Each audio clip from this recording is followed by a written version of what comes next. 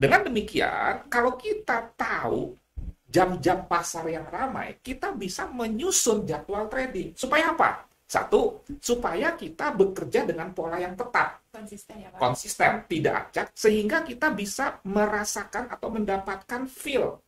Bagaimana kita mendapatkan feel sesi Amerika tuh kalau kita nggak konsisten trading di sesi Amerika terus? Kan bisa karena biasa.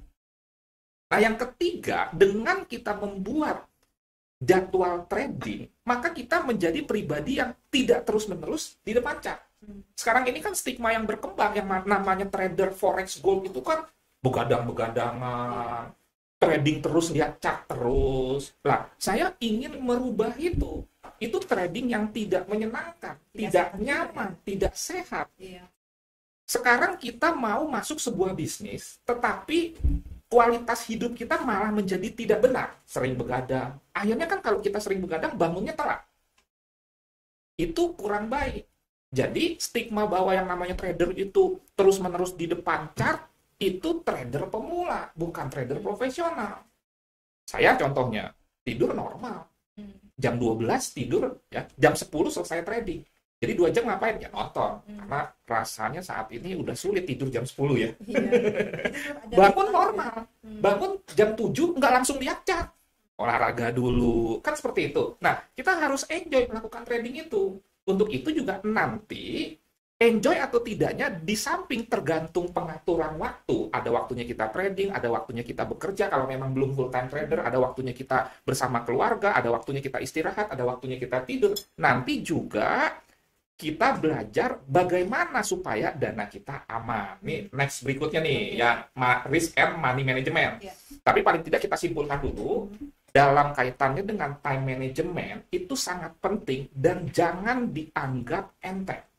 Karena kecanduan trading itu terjadi karena tidak baiknya time management. Kecanduan trading itu apa sih? Kalau nggak ngelihat chart tuh sakau. Oh gitu, ada ya gitu. Dulu saya pernah alami. Oh. Jadi nagih gitu. Okay. Atau pikiran kita tuh ke account terus. Dikit-dikit lihat chart, dikit-dikit lihat chart. Jadi ada kecanduan trading dan itu sering tidak disadari oleh pemula. Ciri-cirinya apa? Simple. Kayak kita kecanduan handphone aja. Kalau nggak ada handphone, gimana perasaan kita? Kalau misalkan, aduh jadi nggak enak nih, aduh jadi nggak jelas nih, atau jadi tidak produktif, itu tanda-tanda kecanduan. Demikian juga kecanduan trading. Ngeliatin chart terus, tapi nggak analisa apa-apa. Cuma liatin candlestick naik, turun, kesimpulannya apa, dia tidak tahu, tapi entry. Jadi lebih ke arah tebak-tebakan. Saat ini banyak sekali orang yang mengalami kecanduan trading, dari mulai mahasiswa, sampai usia-usia senior. Dan saya banyak sekali dimintai konsultasi atau sharing mengatasi kecanduan trading ini yang sering tidak disadari. Kira-kira seperti itu uraian mengenai time management. Jadi penting ya. Iya, karena sebelum kita tahu teknikalnya pun kita harus lebih paham dulu juga gimana cara manage time-nya ya Pak, waktunya ya. Oke. Tambahan sedikit lagi, contoh pada slide ini ya. Jadi kalau kita perhatikan slide, ini contoh dari jam-jam trading saya. Ini sifatnya contoh ya. Disesuaikan dengan waktu Anda masing-masing. Misalkan Vira nih. Kan bingung misalkan, waktu trading bagusnya jam berapa? Tergantung kehidupan pribadi Anda. Nanti Anda ada waktu kosong jam berapa, disesuaikan. Sekarang pada umumnya misalkan, orang sibuk itu kan di office hour. Anggaplah misalkan sibuk di office hour, berarti trading lah. Itu sesi 1, sesi 2, sesi 3, sesi 4. Maka tradinglah di sesi 4, misalkan jam 7 sampai jam 9.30. Itulah fleksibilitas. Dan ini contoh, setiap sesi trading saya hanya membutuhkan waktu 30 sampai 45 menit. Sehingga kalau ditanya, Coach, total frekuensi dan durasi Anda trading berapa kali, berapa lama? Pertama, frekuensi trading saya 4 kali sehari. Jadi nggak dikit-dikit lihat chart.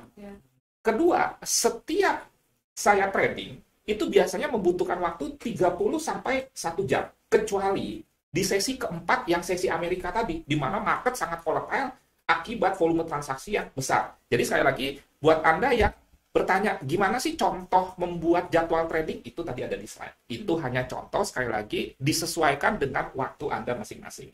Jadi ada guidance-nya. Berarti sebelum kita tahu juga untuk pilih waktu yang tepat itu harus tahu juga mungkin ya Pak, fleksibilitas diri kita tuh seperti apa, jam kapan yang kosong. Betul. Jadi nanti bikin trading plan-nya juga lebih mudah ya. Dan tetap produktif. Oh iya. Karena sering sekali orang trading akhirnya meninggalkan atau nggak fokus pekerjaan lamanya atau pekerjaan sebelumnya atau pekerjaan utama sehingga mengganggu. Oh, oke. Padahal trading itu sebuah usaha sama seperti yang lain dan bisa dilakukan secara paralel. Misalkan Vira buka bimbel sekaligus juga buka salon, kan bisa. Nah, kenapa harus menjadi seorang full time trader? Enggak kok. Katanya untuk menjadi sukses trading harus jadi full time trader. Loh, pengusaha bisa sukses di dua bidang. Kenapa misalkan kerja malamnya kita trading nggak bisa dilakukan? Bisa.